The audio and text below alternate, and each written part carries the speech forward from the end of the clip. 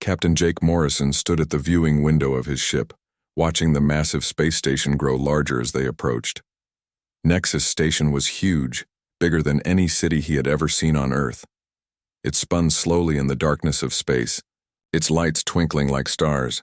The station was shaped like a giant wheel, with long arms reaching out from the center. Ships of all sizes and shapes moved around it like busy insects. "Dad, look at that one." Chloe Morrison pressed her face against the window next to her father. She pointed at a strange ship that looked like a giant jellyfish floating through space. "What kind of aliens fly that?" Jake smiled at his 16-year-old daughter. "Those are the deep current. They need water to live, so their ships are filled with it. This is your first time seeing real aliens, isn't it?" Chloe nodded, her eyes wide with excitement. She had grown up hearing stories about the different species that lived among the stars, but seeing them was completely different. Her father had finally agreed to let her come on this trading mission to learn about the family business. "Remember what I told you," Jake said gently. "Not all aliens are friendly. Some of them think humans are weak because we're new to space travel. We've only been part of the galactic community for 50 years. That's nothing to them." "I know, Dad. I'll be careful." Lisa Grant, the ship's first officer, walked up behind them.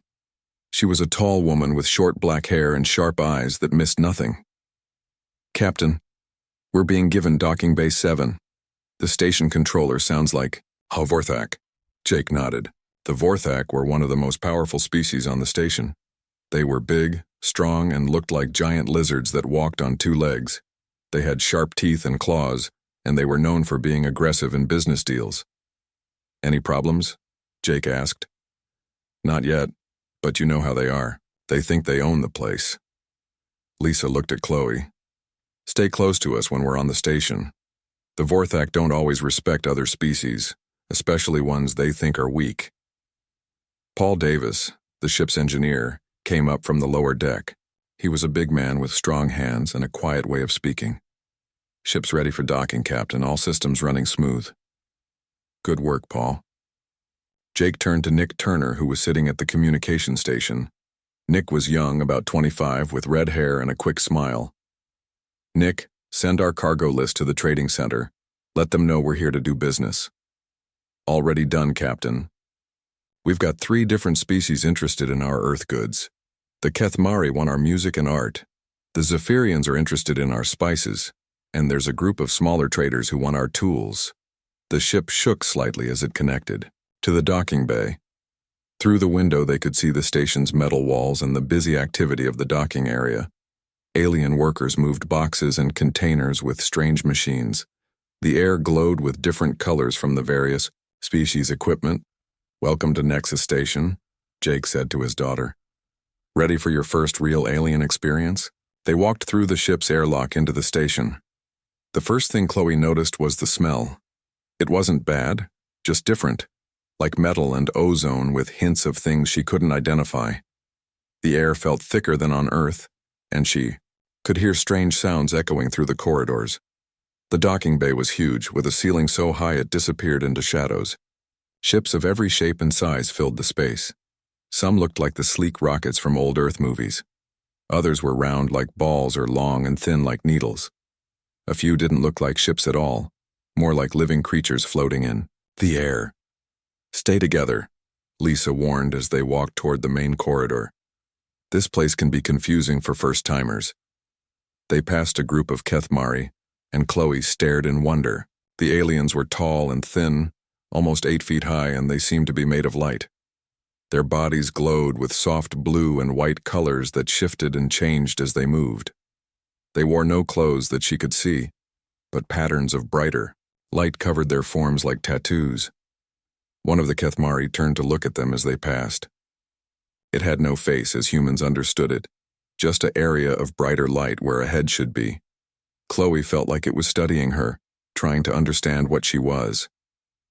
"They're energy beings," Jake explained quietly. "Very old, very smart. They think all physical species are primitive." Next they saw a group of Zephyrians. These aliens looked like giant insects about the size of humans but with 6 legs and 4 arms. Their bodies were covered in shiny green shells, and they had large compound eyes that reflected the station's lights. They moved quickly, their legs making clicking sounds on the metal floor. "They're traders too," Nick said.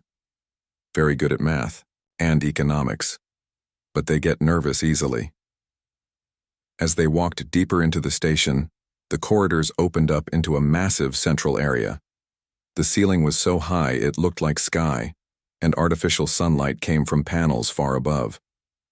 Gardens of alien plants grew in careful patterns with trees and flowers in colors that didn't exist on Earth.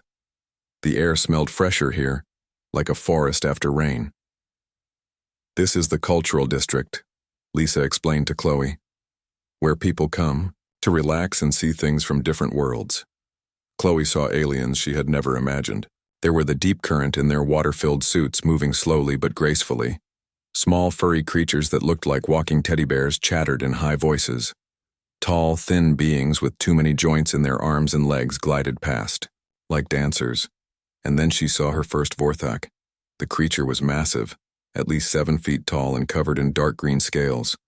Its head was long and narrow like a crocodile, filled with sharp white teeth.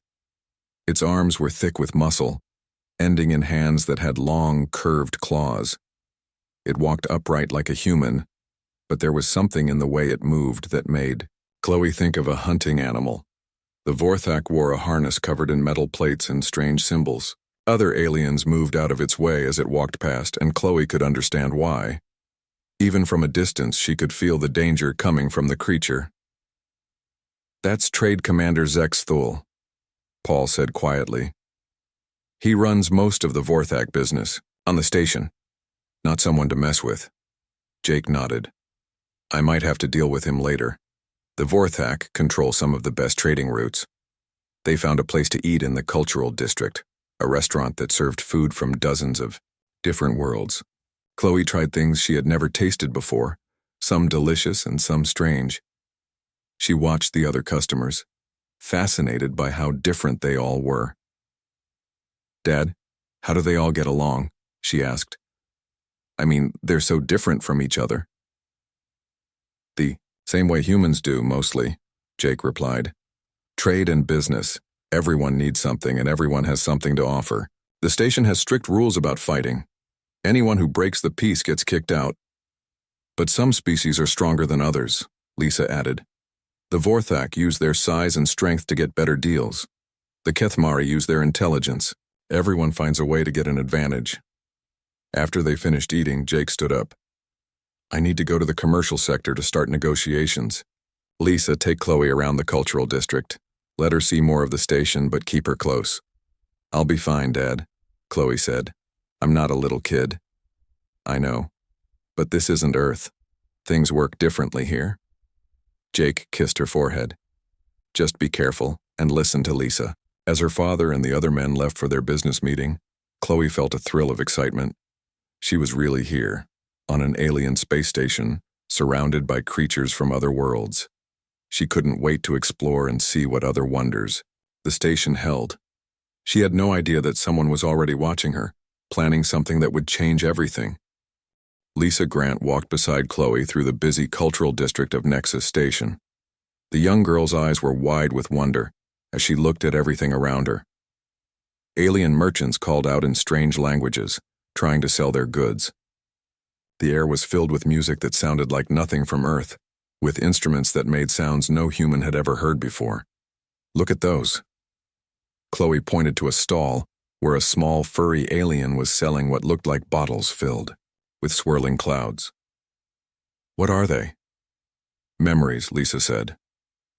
"The Fluffkins collect and sell experiences.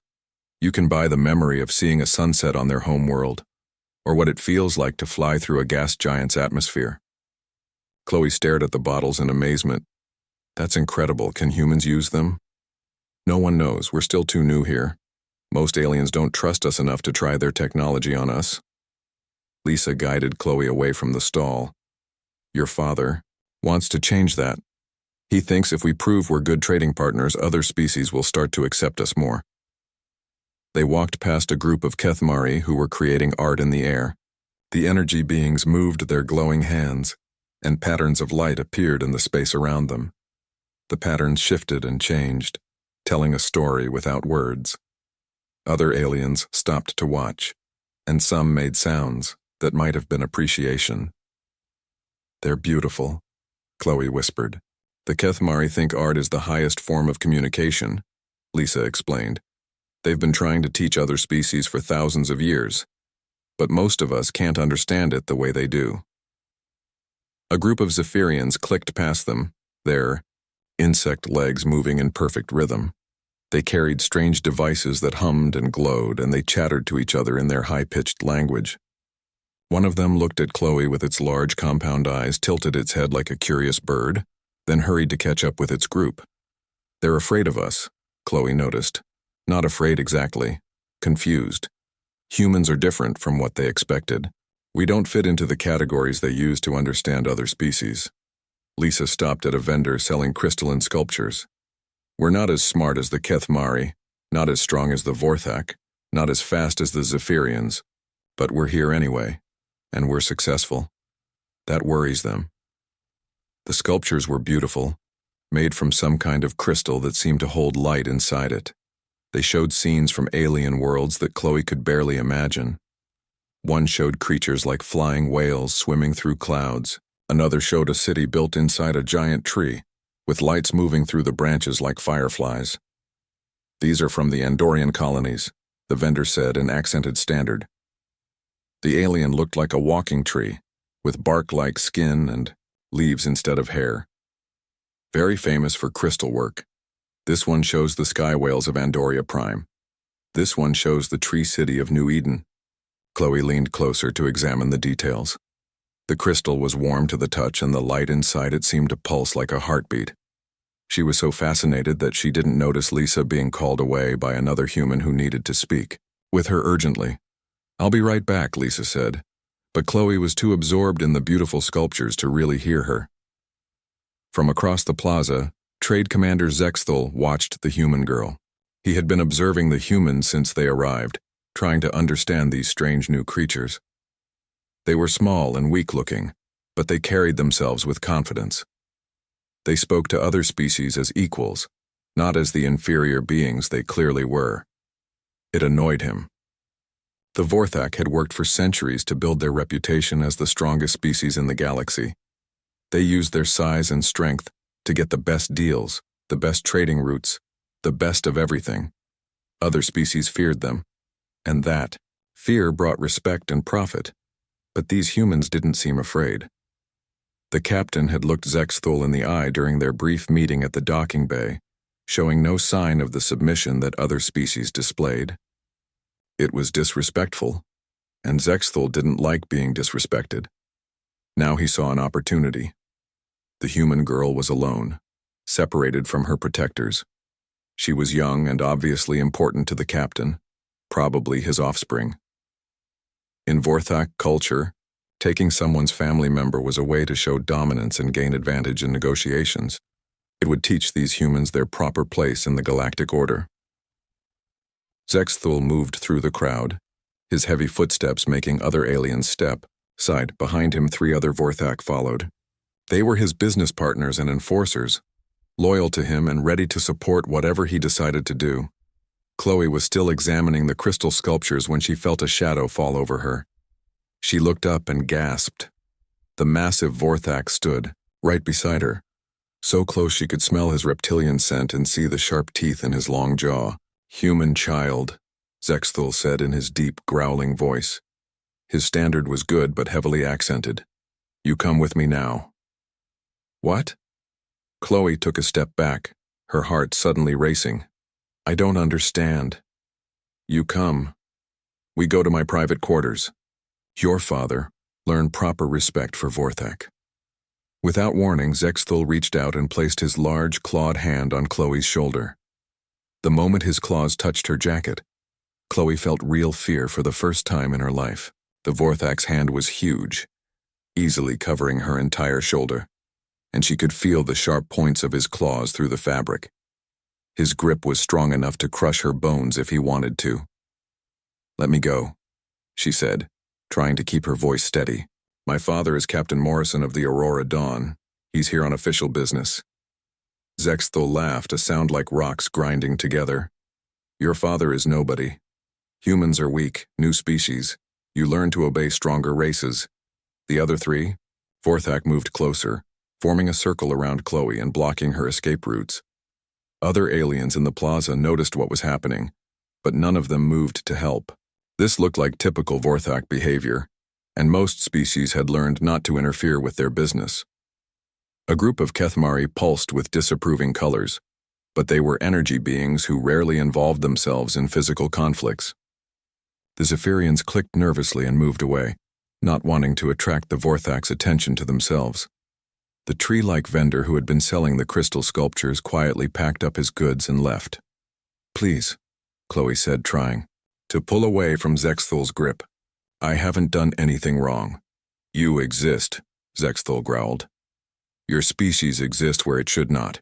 We fix this problem. His claws tightened, and Chloe felt them begin to pierce through her jacket into her skin. She cried out in pain and fear, the sound echoing across the plaza. Several aliens turned to look, but most just watched with the detached curiosity of people observing something that didn't concern them. From the other side of the plaza, Lisa Grant heard Chloe's cry. She had been talking to another human trader about supply routes when the sound reached her ears. Her blood went cold. She knew that voice, and she knew it meant trouble. Lisa pushed through the crowd, her training as a ship's officer taking over. She had served in Earth's military before joining Jake's crew, and she recognized the sound of someone in real danger. When she saw the Vorthak surrounding Chloe, her hand automatically went to the emergency beacon on her belt. Let her go, Lisa shouted, but the Vorthak ignored her. She was just another small, weak human to them.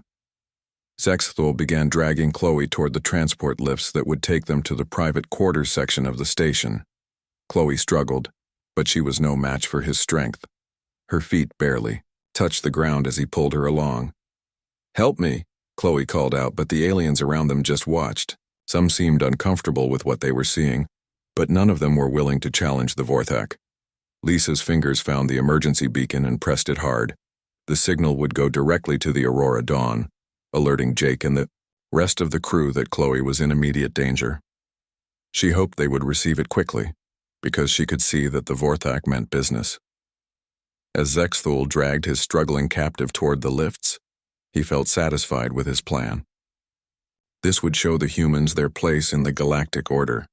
They would learn to show proper respect to their betters, and other species would see that the Vorthak were still the dominant force on Nexus Station. He had no idea that he had just made the worst mistake of his life. In a few moments, he would discover that humans were very different from other species in ways that no one in the galaxy truly understood yet. He was about to learn why Earth had survived and thrived despite being a world where everything tried to kill everything else. The emergency beacon signal raced through the station's communication network, reaching the Aurora Dawn in seconds. On the bridge of the human ship, Nick Turner saw the priority alert flash on his screen and felt his stomach drop when he read the message.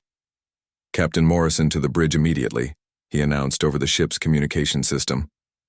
Emergency, signal from First Officer Grant, code red. In the commercial sector, Jake Morrison was in the middle of delicate negotiations with a consortium of alien traders when he heard Nick's voice. The moment he heard code red, everything else became unimportant. That was the signal that meant his daughter was in immediate danger. Captain Jake Morrison ran through the corridors of Nexus Station faster than he had ever moved in his life. Behind him, Paul Davis and Nick Turner kept pace, their footsteps echoing off the metal walls. Other aliens pressed themselves against the walls as the humans passed, sensing something dangerous in their movements. Jake's mind was completely focused on one thing. His daughter was in danger. Nothing else mattered. Not the trade deals, not the diplomatic relationships, not the careful balance of power between species. Someone had threatened his child, and that person was about to learn what that meant. There, Nick pointed ahead as they reached the cultural district. They could see a crowd of aliens gathered in a circle, watching something in the center. Above the crowd, Jake could see the top of a Vorthak's head. Lisa, Paul called out as they spotted the first officer pushing through the crowd of spectators. Lisa turned toward them, her face grim. They've got Chloe. 4 Vorthak, led by Zexthal. He's trying to drag her to the transport lifts. Jake didn't ask for more details. He could see everything he needed to know. In the center of the crowd, the massive Vorthak commander was pulling his struggling daughter toward the lifts. Chloe's jacket was torn where the alien's claws had gripped her, and Jake could see fear in her eyes. The crowd of alien spectators parted as Jake walked through them. They could feel the change in him, the shift from peaceful trader to something much more dangerous. His movements were calm and controlled, but there was an intensity to him that made the watching aliens step back. The Kethmari energy beings pulsed with nervous colors. The Zephyrians clicked anxiously and moved away from the humans. Even the Ijar, massive deep current in their water suits, seemed to sense that something important was about to happen. Zexthal saw the human captain approaching and smiled, showing his sharp teeth. This was exactly what he had wanted. The human would try to negotiate, maybe offer trade concessions or money to get his offspring back. It would be a perfect demonstration of Vorthak superiority. "Human captain," Zexthal growled, still holding Chloe with one massive clawed hand. "You want your offspring back? You learn proper respect. You give Vorthak better trade deals, better docking rights. Then maybe we talk." The other 3 Vorthak moved to flank their commander, ready to support him. They were all large and powerful, with sharp claws and teeth. Any other species would have been intimidated by their display of strength. Jake Morrison looked at the alien holding his daughter. He saw the claws digging into Chloe's shoulder, saw the pain and fear in her eyes, saw the arrogant confidence on the Vorthak's reptilian face. For a moment, the entire plaza was silent, except for the background hum of the station systems. Then, Jake moved. He didn't negotiate. He didn't threaten. He didn't try to reason with the alien. He simply walked up to the 7-foot-tall Vorthak commander and hit him in the throat. The strike was precise and devastating. Jake's fist connected with the soft spot just below Zexthal's jaw, crushing his windpipe with surgical accuracy. The massive alien released Chloe and staggered backward, gasping for air through his damaged throat. The watching aliens gasped in shock. They had expected negotiation, maybe an argument. They had not expected the small human to attack the much larger Vorthak without warning. The other 3 Vorthak roared in anger and moved to attack Jake. They had expected an easy fight against a weaker species. Instead, they found themselves facing something they had never encountered before. Paul Davis moved like a trained soldier, which he had been before joining Jake's crew. He grabbed one Vorthak's arm and used the alien's own momentum to slam him into a support pillar. The sound of the impact echoed across the plaza, and the Vorthak slumped to the ground, stunned. Nick Turner, despite his young age and friendly appearance, demonstrated that he had learned more than just communication skills during his time in space. He ducked under a Vorthak's clawed swipe and struck the alien's knee with devastating force. The Vorthak's leg bent in a direction legs weren't meant to bend, and he collapsed with a roar of pain. The 3rd Vorthak, seeing his companions falling, tried to grab Chloe again. Lisa Grant stepped between them, and the alien discovered that human females could be just as dangerous as the males. Lisa's strike to his solar plexus doubled him over, and her follow-up blow to the back of his neck dropped him to the deck. The entire fight lasted less than 30 seconds. 4 Vorthak, members of one of the galaxy's most feared warrior species, lay defeated on the floor of the plaza. The humans hadn't even broken a sweat. Jake immediately went to his daughter, checking her for injuries. "Are you hurt? Did they harm you?"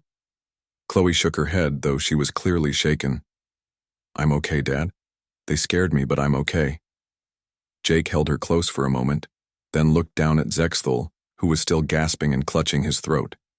The Vorthak commander's eyes were wide with shock and something else: fear. For the first time in his life, the predator had become prey. Around the plaza, the alien spectators stood in stunned silence. What they had just witnessed went against everything they thought they knew about humans. The small, seemingly weak species had just defeated 4 Vorthak warriors with ease.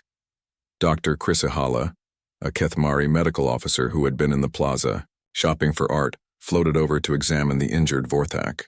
Her energy form pulsed with confusion as she scanned their bodies. "Fascinating," she said in her musical voice. The humans struck with precise knowledge of Vorthak anatomy. These injuries are calculated to disable without killing. This was not random violence. Commander Veltar of Station Security arrived with his team just as the fight ended. The four-armed Centaurian looked at the scene with growing concern. 4 Vorthak down, humans standing unharmed, and a crowd of shocked alien witnesses. What happened here? Veltar demanded. The Vorthak assaulted my daughter, Jake said calmly. He was back to his normal peaceful demeanor, as if he hadn't just demolished 4 dangerous aliens in seconds. I responded appropriately. Appropriately? Veltar looked at the injured Vorthak. You put 4 beings in the medical bay. They put their hands on my child, Jake replied simply. In human culture, that means they accepted the consequences.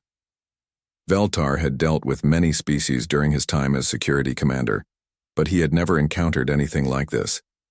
The humans had switched from peaceful traders to deadly fighters in seconds, then switched back just as quickly. I need to review the security footage, he said finally. Of course, Jake agreed. You'll see that we acted in self-defense. As the medical teams arrived to treat the injured Vorthak, word of the incident spread quickly through the station's communication networks. Other species who had dealings with humans began sharing their own observations and experiences. A Zephyrian trader mentioned how humans always asked detailed questions about other species' biology during casual conversations. A deep-current diplomat recalled noticing that human eyes tracked movement like those of predators. A group of small furry aliens remembered that humans seemed to know exactly where to stand, to have tactical advantage in any room. Dr. Chris Halla accompanied the injured Vorthak to the medical bay, her mind racing with questions. She began accessing the Galactic database, searching for information about human history and biology. What she found disturbed her greatly. Humans came from a world where everything was trying to kill everything else. Their planet had more ways to die than any other known world. They had survived ice ages, plagues, natural disasters, and constant warfare. They had developed thousands of different fighting techniques and weapons. Most shocking of all, humans possessed something called protective aggression. When their family groups were threatened, their combat effectiveness increased dramatically. They became faster, stronger, more focused, and completely ruthless in protecting their loved ones. Back in the plaza, Jake Morrison held his daughter and spoke quietly to Commander Veltar about the incident. To the watching aliens, he looked like any other concerned father. But now they could see something else in him, something that had been hidden before. The humans weren't just peaceful traders who happened to be good at business. They were survivors from one of the most dangerous worlds in the galaxy. They preferred peace, but they were exceptionally good at war. And nothing in the universe fought more fiercely than a human protecting their family. As the news spread through Nexus Station, the balance of power began to shift. Species that had dismissed humans as weak newcomers started reassessing their opinions. The Vorthak, who had built their reputation on being the strongest fighters in the galaxy, suddenly found themselves wondering if they had misjudged the small bipeds from Earth. Zexthal, lying in the medical bay with his throat bandaged, stared at the ceiling and tried to understand what had happened. He had thought humans were weak. He had been completely, utterly wrong. The human captain had moved with the speed and precision of an apex predator, striking exactly where it would cause maximum damage. For the first time in his life, the Vorthak commander felt something he had never experienced before. He felt small. Word of the incident reached the commercial sector, where other aliens were conducting business with human traders. Suddenly, those negotiations took on a different tone.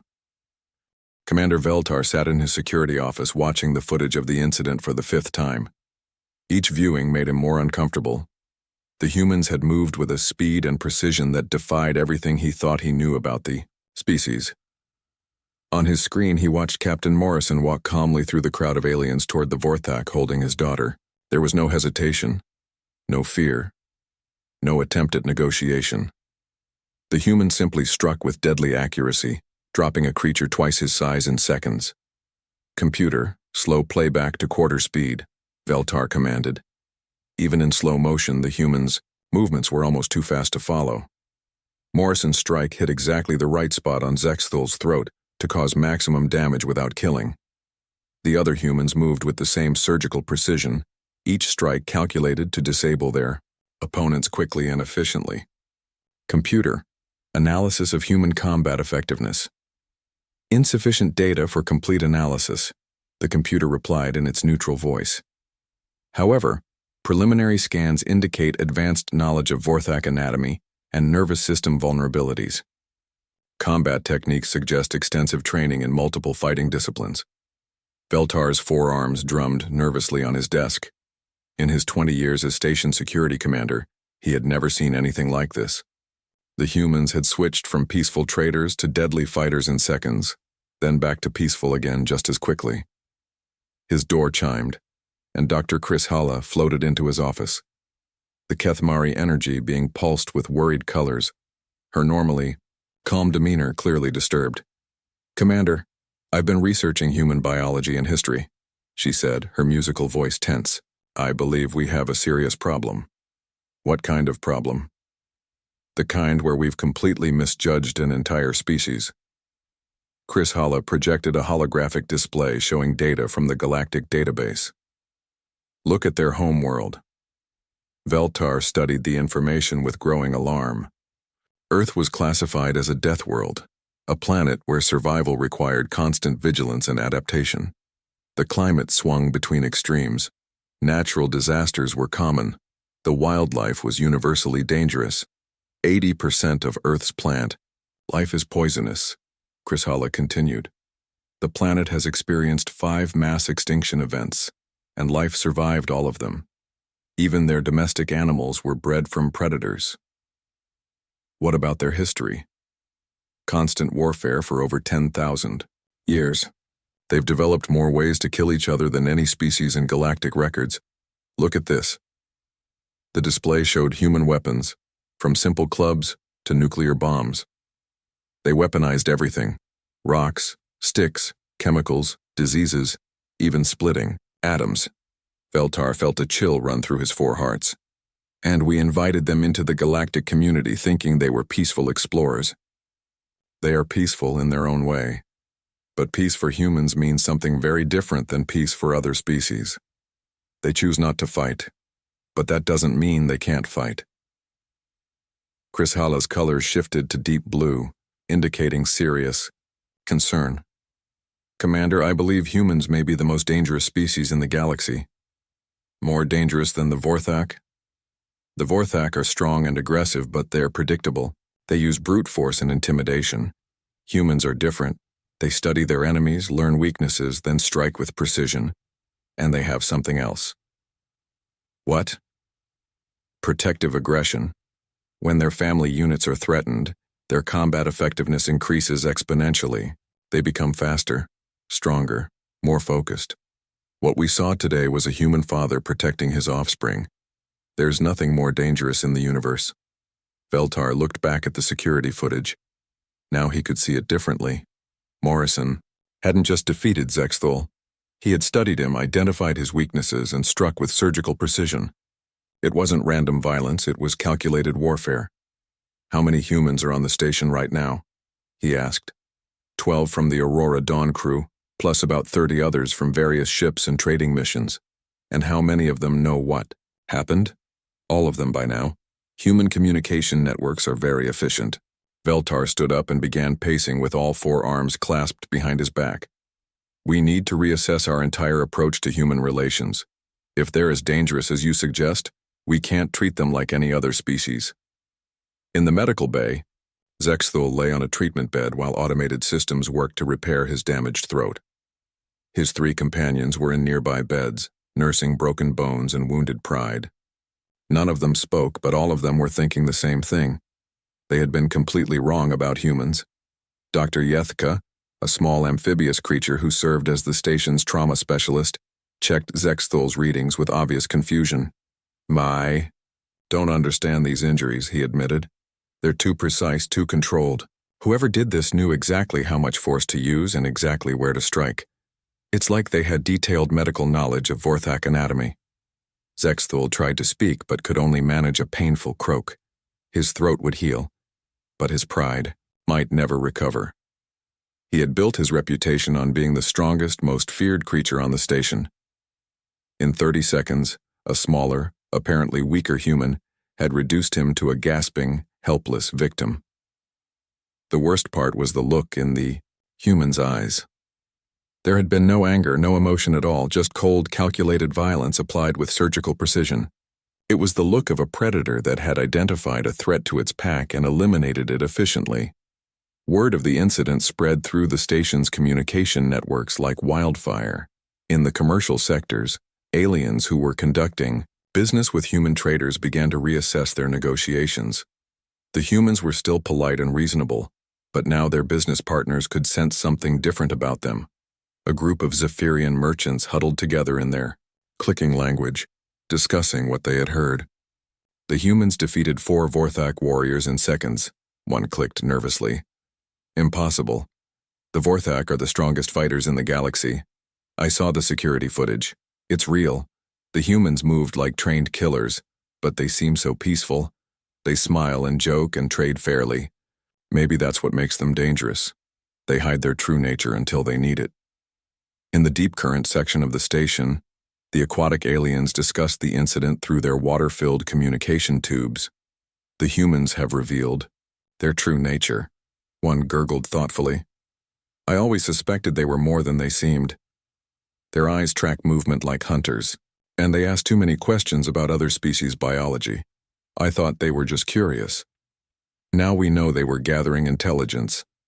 The Kethmari gathered in their energy-being community area, their forms pulsing with concerned colors, as they shared thoughts at the speed of light. The humans are apex predators from a death world, one communicated. We assumed their peaceful behavior indicated weakness. A dangerous assumption.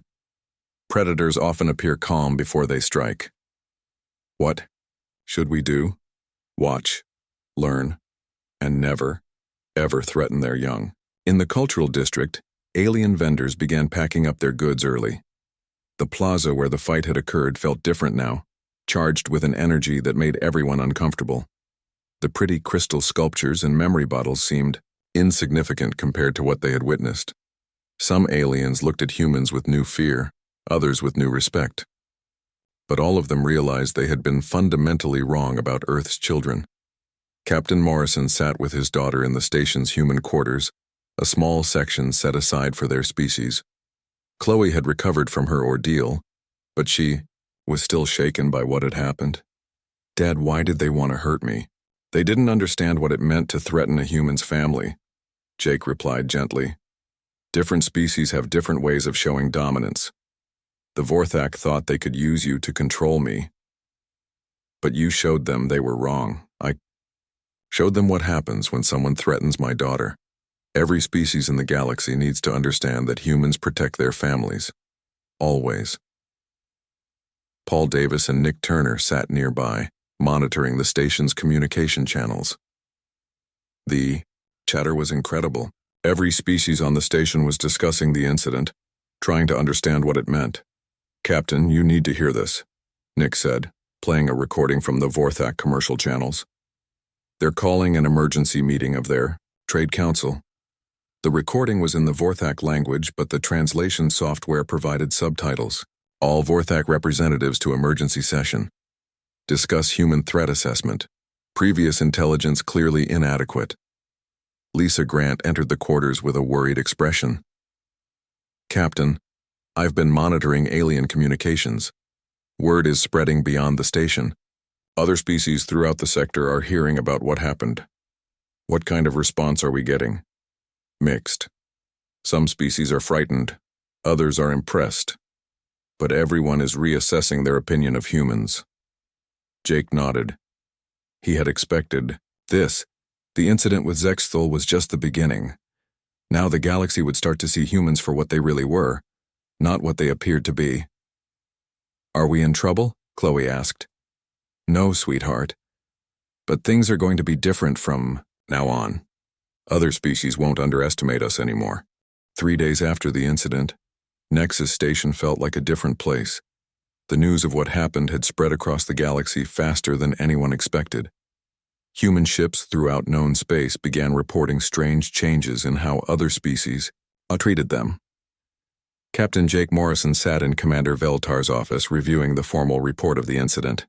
The four-armed Centaurian security chief looked tired, as if he hadn't slept since the fight in the Cultural District.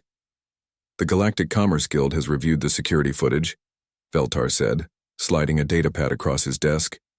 They've officially ruled that you acted in lawful defense of your family member. Jake nodded but didn't seem surprised. And the Vorthak response? That's more complicated.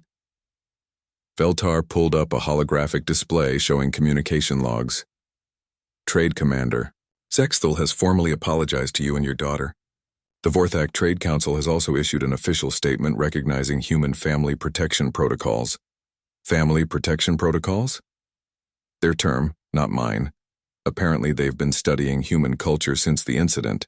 They now understand that threatening a human's offspring triggers what they call extreme defensive responses. They want to make sure this never happens again. Jake almost smiled at that. The Vorthak were learning, which was good for everyone. There's more, Veltar continued. The Kethamari have requested formal diplomatic meetings with Earth. The Zephyrians want to establish new trade agreements. Even the Deep Current are interested in cultural exchanges. Why the sudden interest? Because everyone realizes they misunderstood your species. You've been treated as newcomers and primitives for 50 years.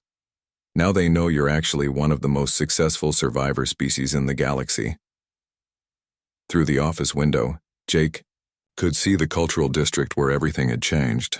Alien vendors were setting up their stalls again, but now they nodded respectfully when humans walked past. The Vorthak traders gave humans plenty of space, and their business negotiations had become remarkably polite. Captain Morrison, Veltar, said carefully, I need to ask you something directly. Are humans as dangerous as we're now learning? Jake considered the question seriously. We're as dangerous as we need to be. Humans prefer peace, Commander. We like to trade, explore, learn about other cultures. But if someone threatens our families, our homes, our people, then yes, we can be very dangerous. The reports from your homeworld are disturbing.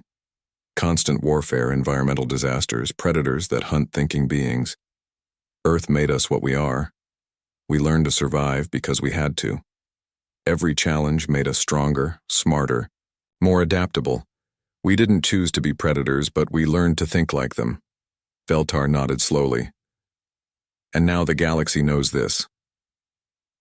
In the medical bay, Dr. Chryshala was conducting her final examination of the injured Vorthak. Zexthal's throat had healed completely, leaving only a small scar as a reminder of his encounter with human protective instincts. How do you feel? She asked the former trade commander. Humbled, Zexthal replied, his voice still slightly hoarse. I thought humans were weak because they appeared peaceful. I was wrong about everything. Will you return to your previous position? No. The Trade Council has decided that I am no longer suitable for dealing with humans. They are assigning specialists who understand their true nature. Zexthal looked at his clawed hands, remembering how easily the small human had defeated him. Doctor, how did they become so effective at violence while appearing so harmless? Evolution, Chryshala explained. Their world forced them to develop deception as a survival skill. The ability to appear non-threatening while remaining deadly gave them advantages over both prey and predators. And their protective instincts? Humans form extremely strong family bonds. Threatening those bonds activates responses that override normal behavior limitations. A human protecting their offspring becomes faster, stronger, and completely ruthless. Zexthal shuddered, remembering the cold look in Captain Morrison's eyes. I will never make that mistake again. Meanwhile, throughout the galaxy, other species were having similar realizations. On the trade world of Kepler-7, a group of Zephyrian merchants were frantically reviewing their contracts with human traders. We've been treating them as junior partners, one clicked nervously. But they're actually apex predators from a death world. Look at these trade routes they've established, another pointed to a star map. They go through systems that other species avoid because they're too dangerous. And they do it routinely, like it's nothing. Because to them, it probably is nothing. If you grow up on a world where everything tries to kill you, space pirates and asteroid fields aren't that scary. On the diplomatic station orbiting Centauri Prime, Ambassador Theklan was composing an urgent message to his government. The tall, elegant alien had spent years negotiating with humans, thinking he understood them completely. Recommendation. Immediate, he wrote. All previous human psychological profiles are inaccurate. Species demonstrates advanced predatory capabilities masked by peaceful behavior. Strongly advise against any actions that could be interpreted as threats to human family units or territorial claims. In the deep space freight lanes, Captain Rodriguez of the human cargo ship New Horizon was experiencing the changes firsthand. For years, pirate attacks had been a constant threat in this sector. Now, as his ship approached the notorious Broken Ring asteroid field, something was different. Captain, we're getting a message from the Skull-Taker pirate clan. His communications officer reported. Let me guess, they want to rob us. Actually, sir, they're offering us safe passage through their territory. No charge. Rodriguez blinked in surprise. What? They say they don't want any trouble with humans. Something about respecting our territorial defense capabilities. Back on Nexus Station, Chloe Morrison was writing a message to her friends on Earth. She sat in the human quarters, still not fully understanding everything that had happened. Dear Katie and Sam, she typed on her personal communicator. You won't believe what happened to me on the space station. I got grabbed by this huge alien that looked like a dragon, but Dad and the crew saved me. The weird thing is, now all the aliens treat us differently. They're much more polite and they seem kind of nervous around humans. She paused, thinking about the changes she had noticed. The alien vendors give us better deals now. The security guards are super respectful when they talk to Dad. Even the scary dragon aliens stay away from us. I don't really understand why, but everyone seems to think humans are much more important than they used to. What Chloe didn't realize was that her simple adventure had changed the balance of power in the galaxy. The incident had revealed humanity's true nature to species that had spent 50 years underestimating them. In the commercial sector, Jake Morrison was completing his trade negotiations. The alien consortium that had been offering him barely acceptable terms 3 days ago was now competing to give him the best deals possible. Captain Morrison, the lead negotiator, a crystalline being from the Andorian colonies, said respectfully, "We hope these terms are acceptable. We value our relationship with humanity and want to ensure mutual benefit." The offers were significantly better than anything humans had been offered before. Word of the incident had clearly reached the business community, and everyone wanted to stay on humanity's good side. These terms are very fair, Jake agreed. I'm sure Earth will be pleased with this arrangement. As he signed the contracts, Jake reflected on how much had changed. For 50 years, humans had been the new kids in the galactic community, struggling for respect and acceptance. Now, overnight, they were being treated as equals or even superiors. Paul Davis joined him as they walked back toward their ship. Captain, I've been monitoring alien communications. Ships throughout the sector are receiving new protocols for dealing with humans. What kind of protocols? Respectful engagement, no physical intimidation, and absolute prohibition against threatening human family members or crew. Paul grinned. Apparently, the word has gone out that humans are not to be underestimated under any circumstances. Lisa, Grant was waiting for them at the docking bay with news from Earth. Captain, I just received a message from Colonial Command. They're getting reports from human ships and colonies throughout the galaxy. Everyone says alien attitudes have changed. Completely. Changed how? More respect, better deals, fewer conflicts. Pirates are avoiding human ships. Aggressive species are being polite in negotiations. It's like the whole galaxy suddenly realized we're not helpless newcomers. As the Aurora Dawn prepared to leave Nexus Station, Jake stood on the bridge watching the busy traffic around the massive structure. Ships from dozens of species moved in carefully controlled patterns, but he noticed something new. When human vessels appeared on the traffic control screens, they were given priority routing and wide clearance zones. Dad? Chloe asked, joining him at the observation window. Why is everyone treating us so differently now? Jake put his arm around his daughter, thinking about how to explain it. For a long time, Other species thought humans were weak because we prefer to solve problems peacefully. What they didn't understand is that choosing peace and being unable to fight are two very different things. So now they know we can fight?